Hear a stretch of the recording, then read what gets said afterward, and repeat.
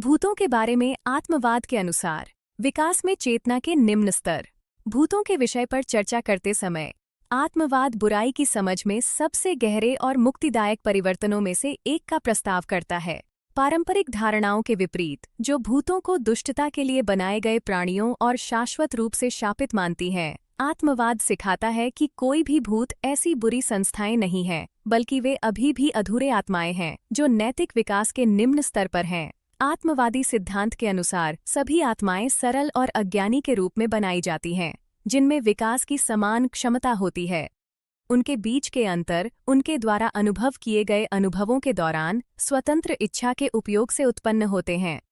जो लोग स्वार्थ, घमंड, हिंसा या भौतिकता के प्रति अत्यधिक आसक्ति में फंसे रहते हैं, वे ऐसे व्यवहार प्रदर्शित करते हैं जिन्हें अतीत में भूत के विचार से जोड़ा गया था। आधुनिक गहन मनोविज्ञान इस अवधारणा को समझने में मदद करता है। विनाशकारी व्यवहार एक निश्चित दुष्टता से नहीं उत्पन्न होते, बल्कि आंतरिक संघर्षों, आघात, भय, अज्ञानता और भावनात्मक एकीकरण की अनुपस्थिति से उत्पन्न होते हैं। बुराई एक स्वतंत्र इकाई नहीं है, बल्कि चेतना की एक अस्थायी स्थिति है जो नैतिक अपरिपक्वता के परिणाम स्वरूप होती है। स्पिरिटिज्म यह भी स्पष्ट करता है कि ये आत्माएं अवतारधारी पर प्रभाव डाल सकती हैं, लेकिन कभी भी पूर्ण रूप से नहीं। प्रभाव विचारों और भावनाओं की समानता के माध्यम से होता है, जैसे कि नफरत, रिजेंटमेंट, प्रभुत्व की इच्छा और प्रतिशोध जैसे राज्य उन चेतनाओं के साथ सामंजस्य बनाते हैं जो इन समान पैटर्न में कंपन करती हैं। जब मानव अपने विचारों, भावनाओं और दृष्टिकोण को ऊंचा करता है, तो वह स्वाभाविक रूप से इस सामंजस्य को तोड़ देता है। आधुनिक विज्ञान स्पष्ट समानांतर प्रदान करता है। मानव व्यवहार पर अध्ययन दर्शाते हैं कि मानसिक और भावनात्मक वातावरण निर्णयों और दृष्टिकोणों को प्रभावित करते हैं। हानिकारक व्यवहारों को समझाने के लिए बुरे अलौकिक बलों का सहारा लेना आवश्यक नहीं है। आत्मा विज्ञान इस तर्क को आध्यात्मिक क्षेत्र में विस्तारित करता है, हमेशा व्यक्तिगत जिम्मेदारी को केंद्रीय तत्व के रूप में बनाए रखते हुए। एक और महत्वपूर्ण बिंदु यह है कि कोई भी आत्मा शाश्वत रूप से दोषी नहीं है। जो आज निम्नतर चेतना की अवस्थाओं में हैं, वे भी विकास के लिए नियत हैं। जो दुख वे अनुभव करते हैं, वह कोई लगाए गए दंड नहीं है, बल्कि आंतरिक असंतुलन का प्राकृतिक परिणाम है।